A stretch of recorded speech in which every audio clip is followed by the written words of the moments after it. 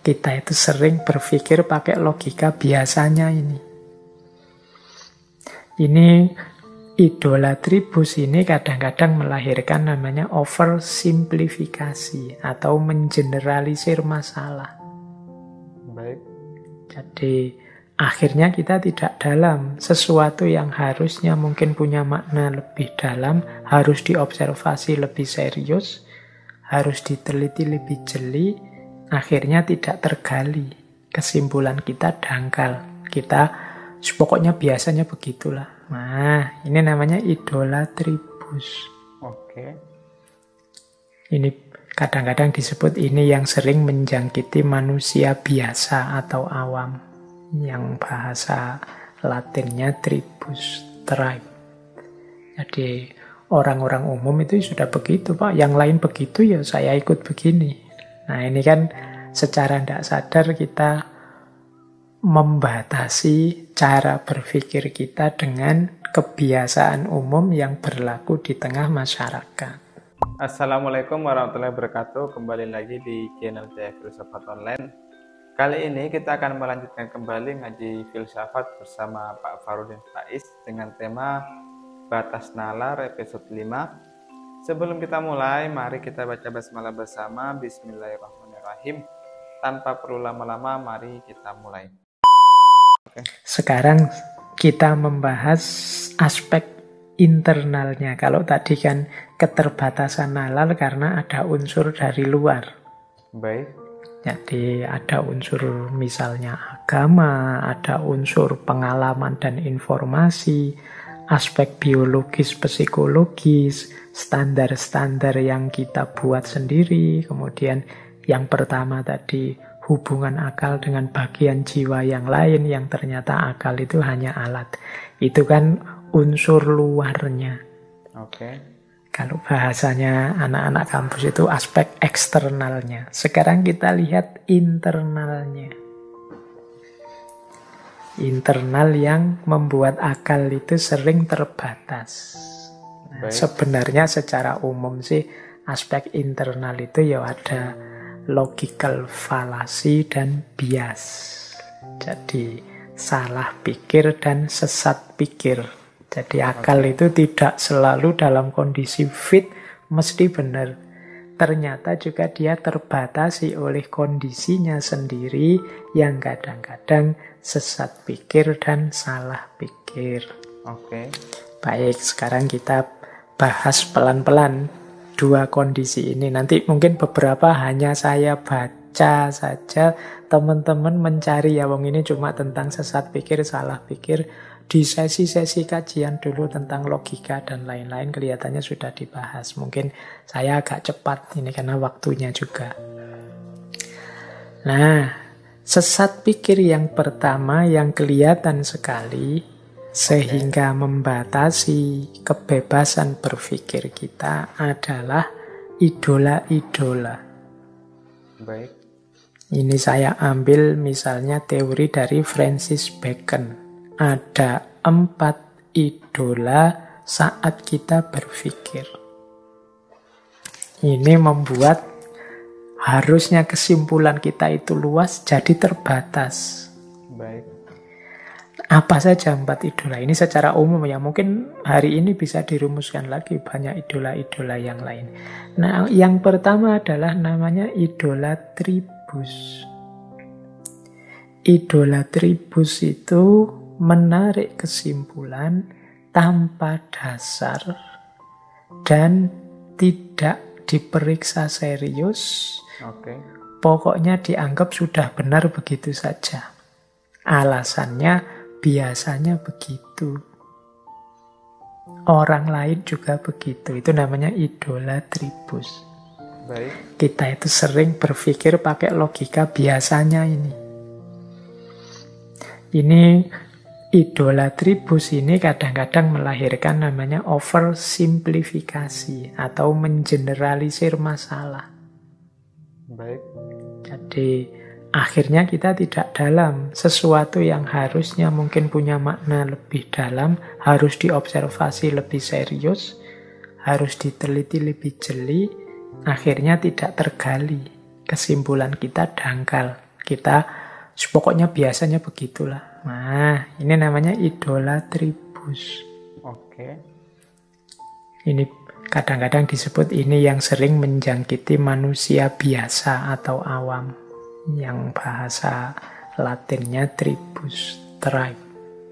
Jadi orang-orang umum itu sudah begitu, Pak. Yang lain begitu, ya saya ikut begini.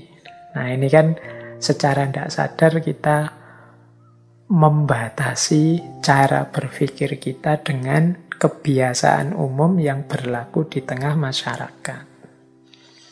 Kemudian ada pula idola spekus. Idola spekus ini menarik kesimpulan seperti manusia yang ada dalam gua. Ini idola spekus ini bahasa Inggris the idol of the cave. Idola gua.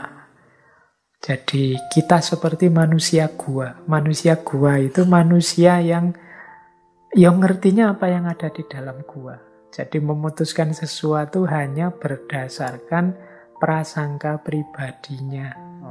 Selera a priorinya.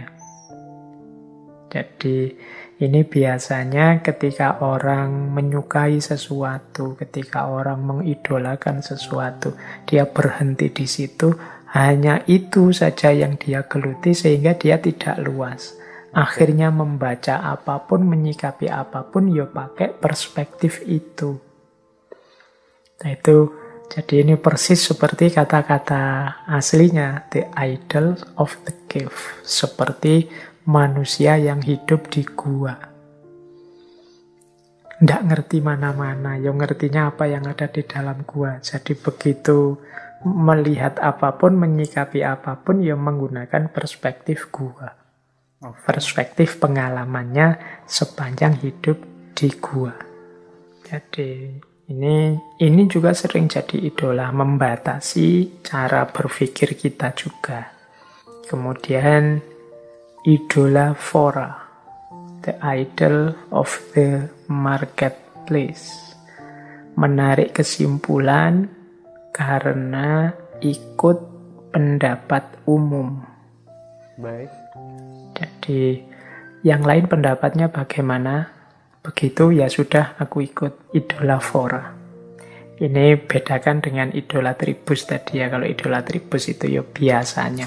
Orang di sini biasanya begitu. Nah itu idolatribus. Tapi kalau idola flora, untuk hal ini gimana pendapatnya orang-orang?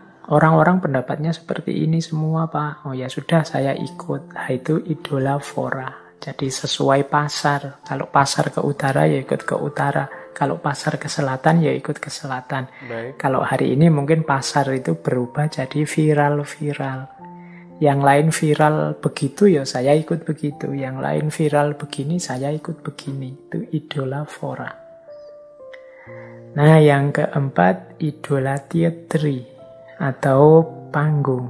Jadi menarik kesimpulan hanya berdasarkan dogma mitos yang dia percaya.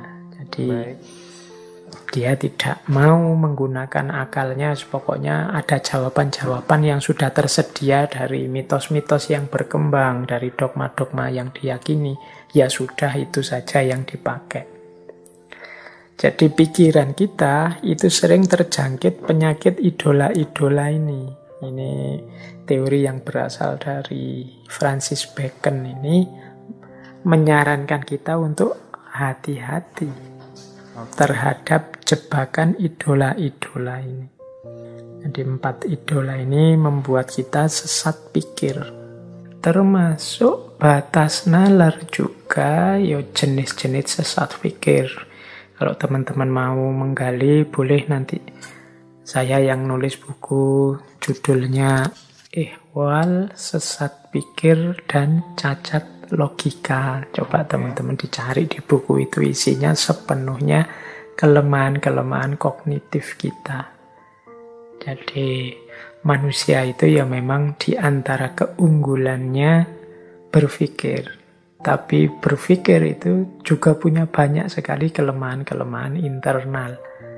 Jadi itulah yang membuat nalar seseorang terbatasi saat dia ingin menemukan kebenaran.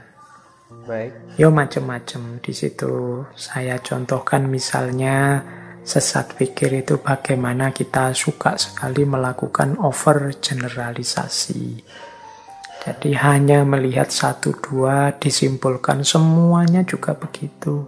Atau mungkin cara berpikir retrospektif determinisme.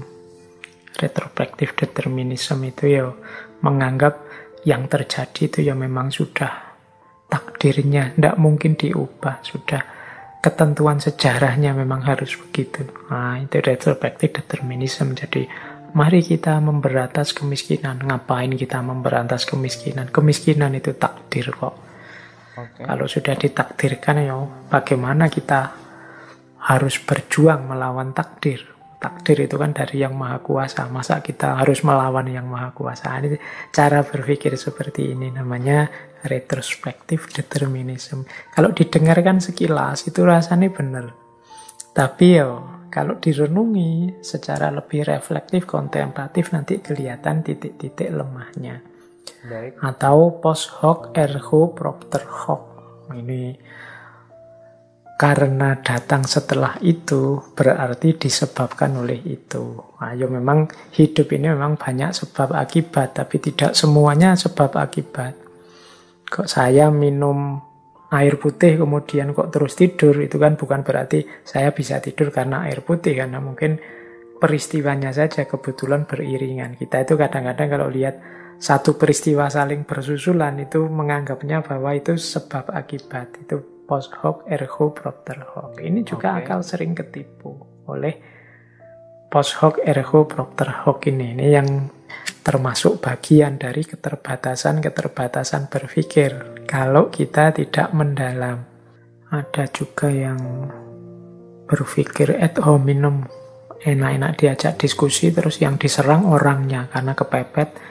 Dasar kamu orang sesat misalnya, itu ad hominem, yang diserang orangnya.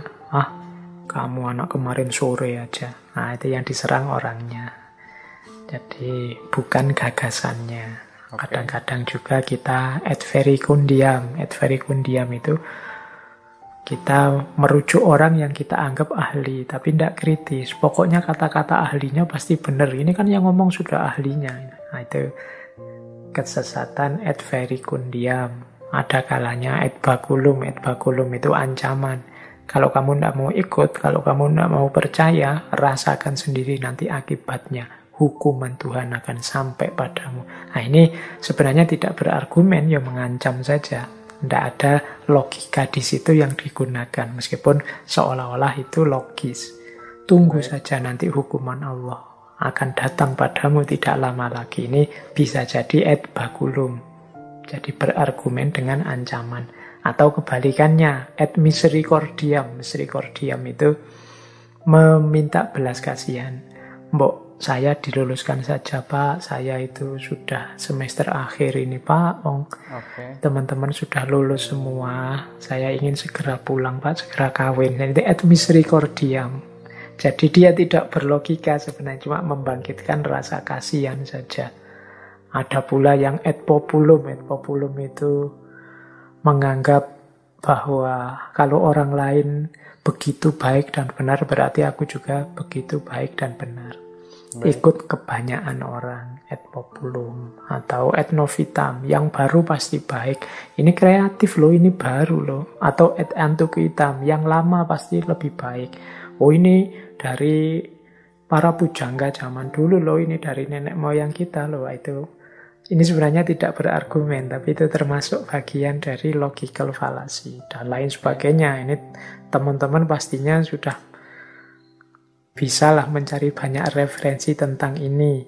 Cuma ini sebenarnya untuk ilustrasi bahwa nalar kita itu mudah sekali sesat ke dalam logical fallacy ini yang seringkali membatasi operasi rasional kita untuk menemukan kebenaran. Baik. Jadi ini yang sering disebut sebagai logical fallacy. Baik. Mungkin logical fallacy sudah pernah kita angkat. Saya agak panjang sedikit di cognitive bias. Jadi kalau tadi kan sesat dalam prosesnya, logical fallacy. Cognitive bias ini mungkin mudahnya kita artikan penyimpangan berpikir, tapi kita tidak sadari. Kita berpikir itu kan untuk menemukan kebenaran. Tapi kadang-kadang kita, ini jalurnya sudah belok loh, tapi kita tidak sadar. Itu namanya bias. Ada banyak bias-bias dalam berpikir. Ini di buku yang saya sebut tadi, Ihwal Sesat Pikir dan Cacat Logika, saya lupa itu berapa puluh bias kognitif yang saya contohkan di situ. Oke. Nah, kognitif bias ini secara umum akal itu terbatas karena dia menyimpang dari proses yang seharusnya oleh beberapa kecenderungan. Baik. Yang pertama adalah kecenderungan informasi yang terbatas yang kita tidak sadar. Baik. Mengapa? Ini ada hubungannya dengan psikologi. Jadi kita tidak sadar ternyata nalar kita itu sudah melenceng.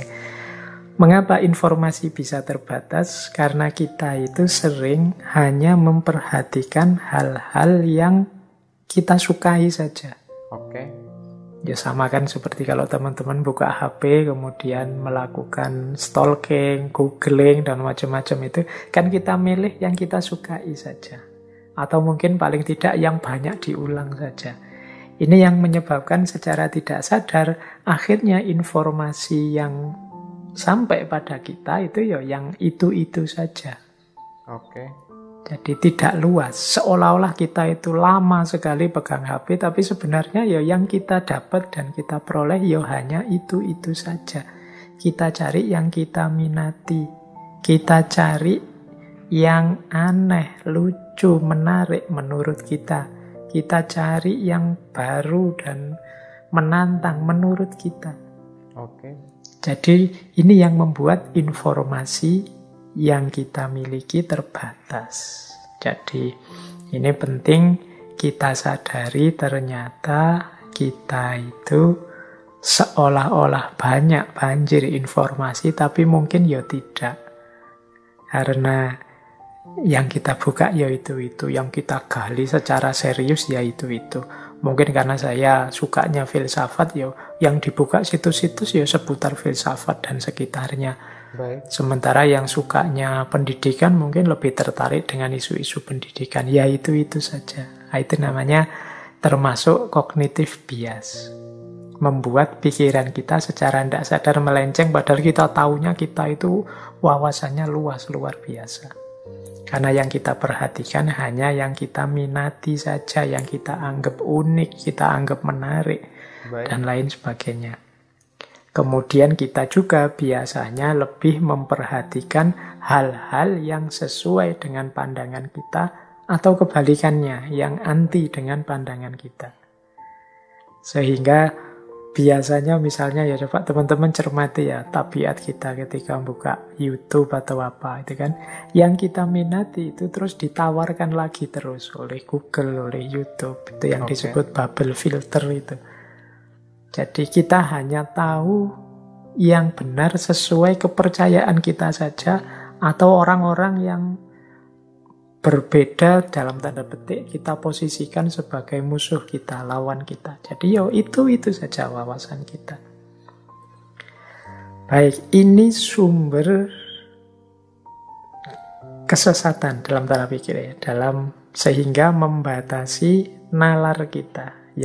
Akhirnya informasi yang masuk itu saja. Cara berpikir kita pun begitu-begitu saja. Tidak ada yang berubah sejak dulu begitu.